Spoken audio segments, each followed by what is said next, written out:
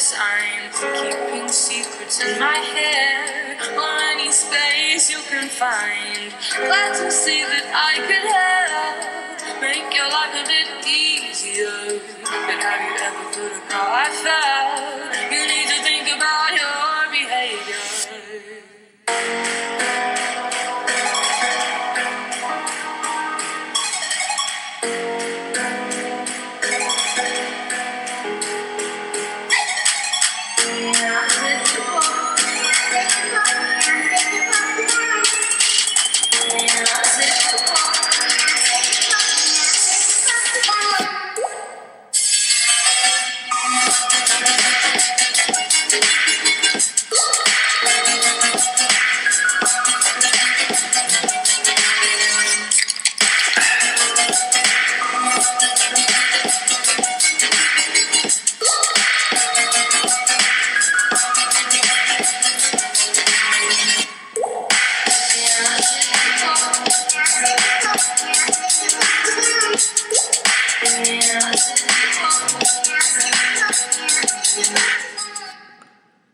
Oh boy. I had to give it a little bit more music before I get into Butch On Sports today. Butch On Sports is here on the older hump day. Hopefully you had a good one.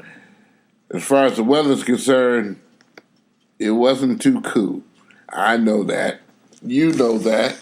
It was the Upper Peninsula or the Lower. Y'all know that. It was not too cool. Butch On Sports here to give you some sports news you can't get enough of. Hey, let's get right at it here. The Detroit Pistons will be watching the playoffs from their home. Now, they got enough bus fare or plane fare, they can go see it, maybe, but they won't be participating. The Philadelphia 76ers eliminated Detroit Pistons from postseason competition.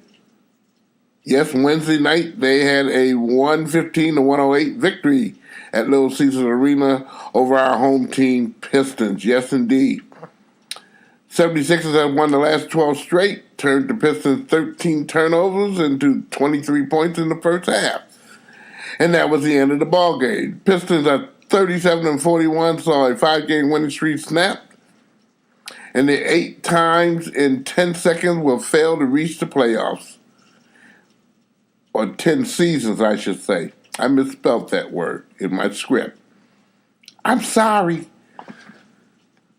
In the meanwhile, Pistons owner Tom Gores, he has said in past weeks that he'll wait till the season end to discuss further future with team president and coach Stan Van Gundy, who's nearing the end of his 4th season of a 5-year deal that he signed in May of 2014.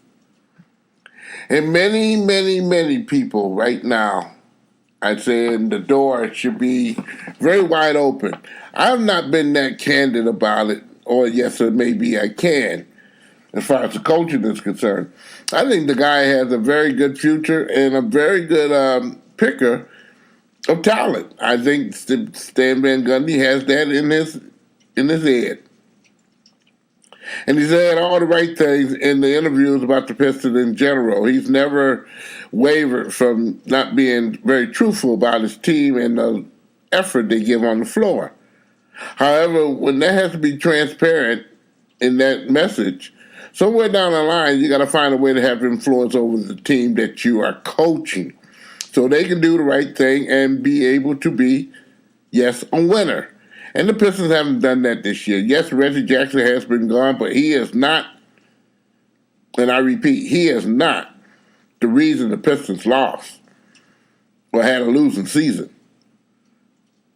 Reggie Jackson has been, of the 3 years I know he's been here, has not had a full season. In some way, shape, form, or fashion has been injured. To me, as a general manager or a president, that would be a problem. Because that would tell me that this young man is not taking care of himself on the off season and he brings his doggone baggage into the current season that he's been contracted under, and it causes the team hardship. You know, that's just one reason. I could be wrong. the dependence on Reggie Jackson being the savior of the masses for the Detroit Pistons is not the reason they lose. Pistons have had many very good players that have went elsewhere and showed their oats. Some of them came and beat them up. Spencer Dinwiddie, the Nets, beat them up. I mean, and I can name many more. I will say it once, I will say it again. I've said it on the show for the past years and years and years, and I will continue to say that. It is a doggone shame that the Pistons organization cannot get someone here who has a connection with the city of Detroit and also the fans, as well as being a very good manager of players. And there are some coaches out there who can do that, who has connections with the Pistons and Dow. Isaiah Thomas has been a coach, has also been an administrator. Has he been asked? I do not know. But you know what? That puzzles me very much so. I'll continue with that. Jerry Stackhouse doing an excellent job in the G League for L.A. I have no knowledge. He's not been asked. The one I pick that I really have, I slap myself in the face every time I see it, is a player called Bill Laimbeer. Now, yes, he has coached a girls' team to championship prowess where he had the Detroit Shocks. But he's been a winner every place he's went. He's been a very big influence on the team that he has been on and been able to get those particular individuals, via men or women, to bring their best to the floor every time they hit that stage. And you know what? No one has heard me, maybe. But you know what? It doesn't hurt to ask this man and give him that opportunity that I think this man has well deserved long time ago. The Pistons organization has failed on this. They need someone who has, number one, a connection with Detroit. For two, for an influence over the players that they come in here and do every single day, if it's a practice or it's a game, to give their very best on the floor. And the Pistons has not done that. I have no idea about the practices, but I know on the floor when the games come out there, they look like slop. Sometimes it's pathetic. Seems like no one cares. Just going through the motions. And that's very bad. If I'm noticing that others are doing this as well, they don't have that voice to come in and say, hey, look, you know what? I want my money back. They don't have that voice to say, you know what? I think my son's 8th grade team has a lot more heart than your team has on that floor tonight. Again, I have no qualms with Stan Van Gundy at all, period. He said all the right things at all the right moments. But again, the Pistons have to do a better job of finding some people who have a connection in Detroit, who has a great influence on players, or can get the proper influence on players to come here every night, as long as they're deserving and receiving a paycheck, to give their very best on that floor. 8 out of 10 years, the Detroit Pistons organization has not been in the playoffs. That's not on the fans. That's on them. And that starts with the upper tier administration. And Mr. Tom Gordon needs to take responsibility with that and talk to some other people who maybe know the city better than some of the so-called people that has been giving them information. I remember when I first met him, and it was on the first interview when he came to Detroit. The first thing I asked him was, I had the opportunity to do, which I did it, was they're going to have better transportation to go from point A to point B. People in Detroit able to take a bus or a transportation route or system to get to the Palace or Auburn Hills. His answer was, well, we're going to set up some gyms and this and that, but never answered the question. Eventually, that team moved to Detroit, downtown Detroit, where they belong in the first place. No slap in the face from Mr. Davidson. He did what he had to do, and very much so. He was successful when he did it. But Detroit is a Detroit team. It should always have never had to go in the suburbs to get their name. However, that city at that point in time was not a city that was workable. So you do what you have to do, so everybody gets a pass. However, now this is where the team is, and you got to do a better job of fulfilling a decent product for the people who are paying to come see you. I'm going to get off the soapbox right now because a lot of doggone talking we're going to be doing through the off season, and much of it may be unpleasant if Tom Gores decides to keep Stan Van Gundy on for some kind of capacity or to continue his reign as president, general manager, and coach of the Detroit Pistons. Today's scheduled match, or I should say ball game between the Detroit Tigers and the Kansas City Royals at Comerica Park was postponed due to inclement weather conditions. Yes, it was snowing, it was cold, it was bitter, and yes, if they didn't want no more than 600 people or so like they did yesterday to come to the ballpark to watch a game, in which that was pitiful. Whoever made this schedule here, I hope they enjoyed the party. But this was a joke. It was a joke for the city of Detroit. Forthwith. Number one, you had an earlier season where you're putting a northern team, and I can see if this game was in Milwaukee, where they have a dome, or Seattle, they have a dome, or on the West Coast, or down south, where the weather is warmer, more climate weather where you can get business taken care of, but it was not. You had two Texas teams facing together on opening day. That's a joke. Two Florida teams facing each other on opening day. That's a joke. Whoever put this schedule together, I mean, good night. And it's probably the same people who watched the instant replay on the first day of the season, and the Tigers got ripped out of that particular one. But, I'm just saying, hey. By the way, that game is going to be rescheduled as a doubleheader on Friday, April the 20th, with the April 4th makeup game beginning at 1:10. The original scheduled game starting at 7:10. That'll be in place when the Royals come back into town. Yes, they come back into town another time this month. Both games will be a doubleheader on Fox Sports Detroit if you can't get down to the stadium. And reminder, all paid tickets for today's game are valid for the entry of the first game with a split doubleheader, or make arrangements with the box office if you want to see another game because the game was kind of maybe screwed up or you can't get there because of other reasons. They'll give you a ticket exchange. They're not going to give you any money. So, hey, please visit DetroitTigers.com for more information on trying to get those tickets refunded or honored for the game of your choice throughout the season with the Detroit Tigers.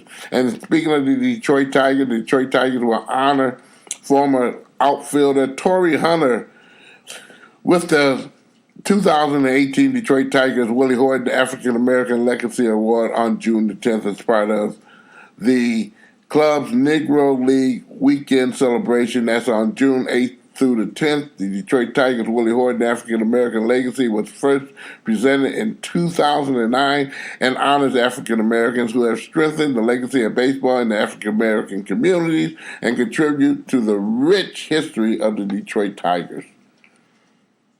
I mean, their sketch on that one. I don't know about rich history here. I can say a lot of things about how that needs to improve within the inner city of Detroit Tigers, because we have that new stadium on the corner of Michigan and Trouble for the Power League here, which is the Power League is a very formidable organization when it comes down to kids and participation. The problem is basically with baseball there, we got some organizations who are not on board on doing things the right way and end up not having leagues or making it available for children in general. That's where the Power League can come in throughout the city of Detroit and change that attitude there.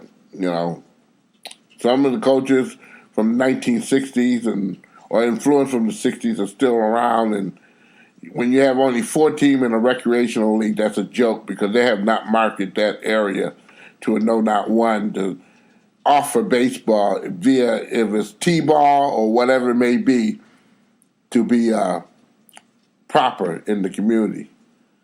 I am proud the organization is honoring Torrey with the Willie Horton Award, African American Legacy Award. Torrey has all been acknowledged. He's a stand on the shoulders of great African American ball players. He's gratefully passing the torch on younger generations, said Tigers great Willie Horton. He said that today. Torrey is a great inspirational role model and a great ambassador of the game, and Torrey Hunter is a very good ambassador of the game. He gives us all. He has on many occasions for me, if I once saw a neighborhood who's somewhat dysfunctional or depressed, to be able to talk to the people and improve that particular situation with monies, his time, and his effort. Some listen and some have their own ideas and still their failure. And I don't want to name those particular cities or conglomerates who are doing that. But again, Torrey Hunter has been around when I, wanted to bring some things to his attention and was willing to help. Stand-up guy. No better person to get that award than Torrey Hunter. Previous award winners and recipients is Gary Sheffield, Chet Lemon, Lou Whitaker, Billy Bruton, who was dead when they honored that for him. Larry Herndon, Earl Wilson, same thing. Had passed away, but still honored him as a very big recipient of baseball, and especially in the urban portions of Detroit. There, Jake Woods, Gates Brown, they're previous award winners for that event there, and that should be always something special. Tigers will dress up in their Detroit Stars uniform, and I do believe that it will be playing. Who will they be playing? The Cleveland Indians. Yes, they will be playing the Cleveland Indians, and so they should be wearing the suits of the Cleveland Buckeyes during the Negro League celebration. That game will be on the Saturday, probably the 9th of June. Good game. Good, always a good crowd out there, and you get to see some of the great Negro League players who have participated, have conversation with them, do get some stories, good, bad, and ugly, by the way. Sometimes you shake your head and you wonder, how can one human being go through what they go through for the love of the game? But these gentlemen got stories to tell that, will change your mind of common sense and decency and make you a better person. I don't care what color you are. To see someone go through some of the things people go through, suffering, and still have a shining smile on their face and a melody in their heart is outstanding to me. And it's really,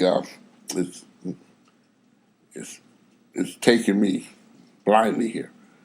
By the way, not happy, but I should say commemorating Martin Luther King's Day on the 4th. This is the day of the 50th year. Some people celebrate he was shot, and I'm not celebrating that at all. I'm so sorry. I will celebrate his legacy of what he brought to the table.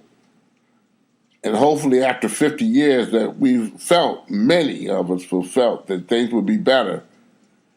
Things seem to be getting a lot worse. My mother used to have the old saying, what goes around comes back around.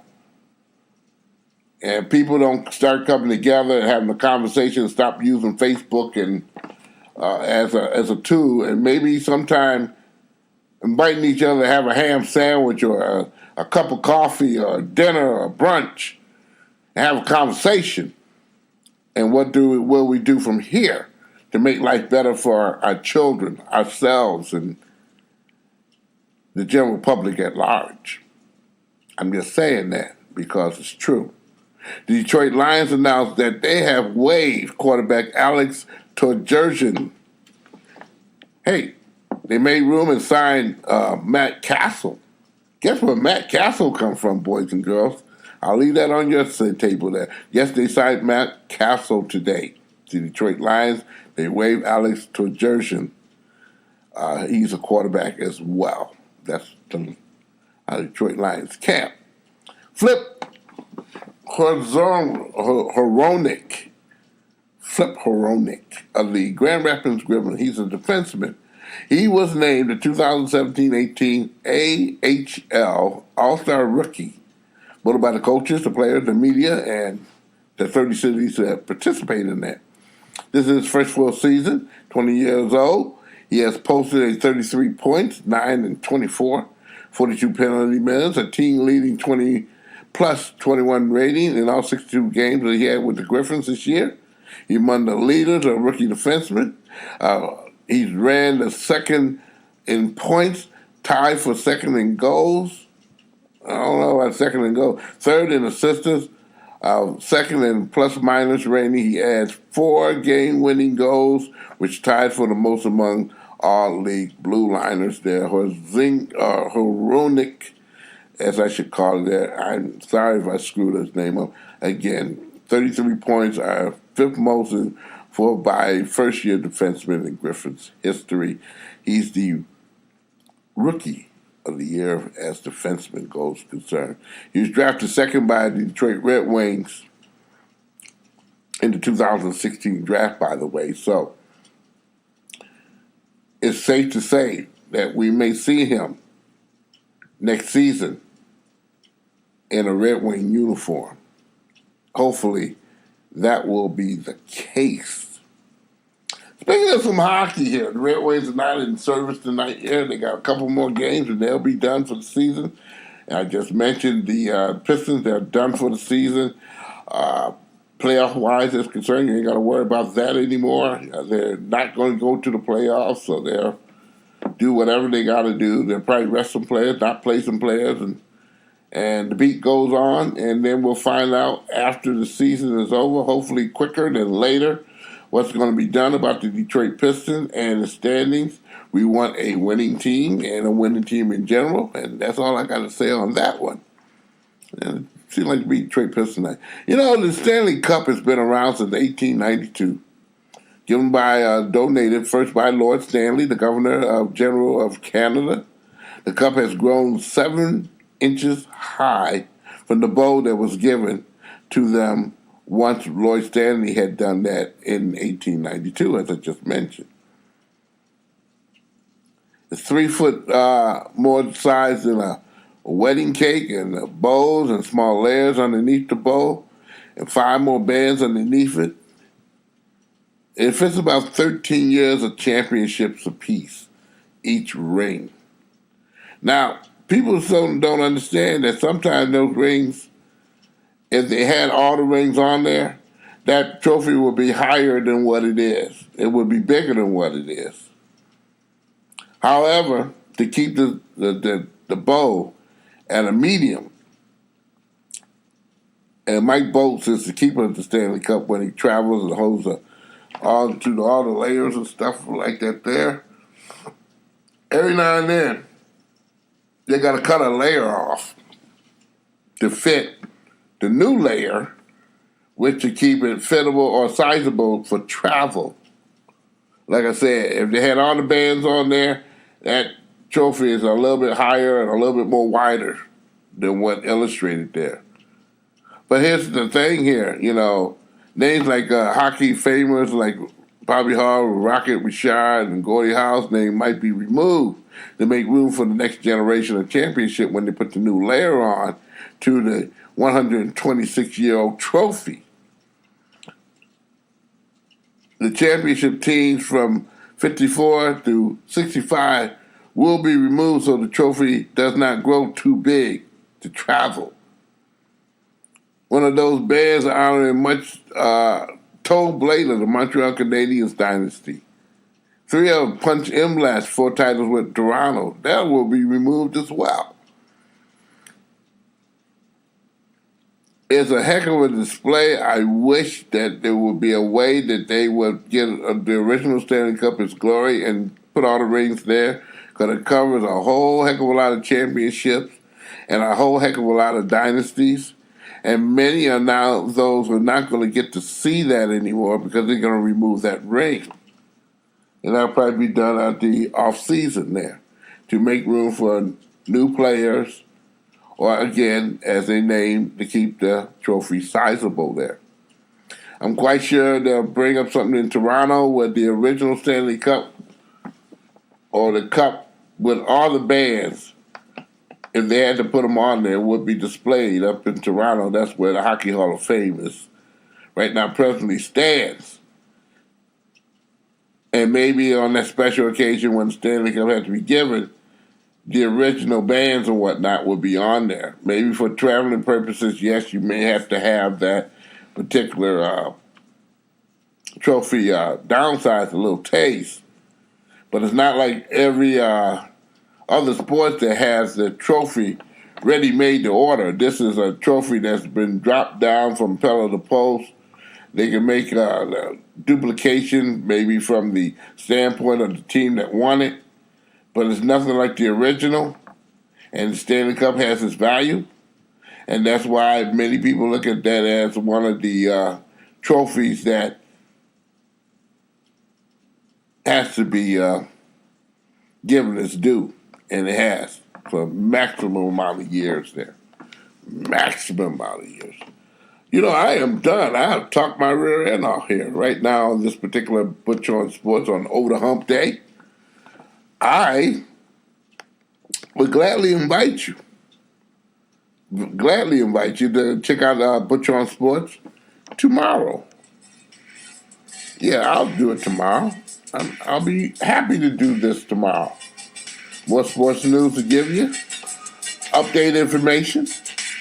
Check out Butch On Sports on Facebook, boys and girls. I hope you do that. Yes. Butch On Sports. Go to Facebook. You can check it out. Yes, and I'm on iTunes as well, podcast. You can type in simplyButchoo.podomatic.com. You can also check out this fine display of sports news and information on Scott Nason's sports show, .popbean.com. Yes, go there. And, of course, I invite you always to listen to the game. On Monday nights, I'll be on from 6:45 to 7 o'clock. Get my 2 cents in on the Detroit scene of sports in general on that particular show. WPUN 95.1 The Eagle in Sault Ste. Marie. You can all hit your computers on that there and listen to it live. I hope I did it right. Scott Nason, E.J. Russell, Dave McKay. I'm done. Butch On Sports saying goodbye. Butch On Sports is a presentation of Oh My Darling Productions. Y'all have at it until tomorrow, Thursday. Have a great night or good morning to you.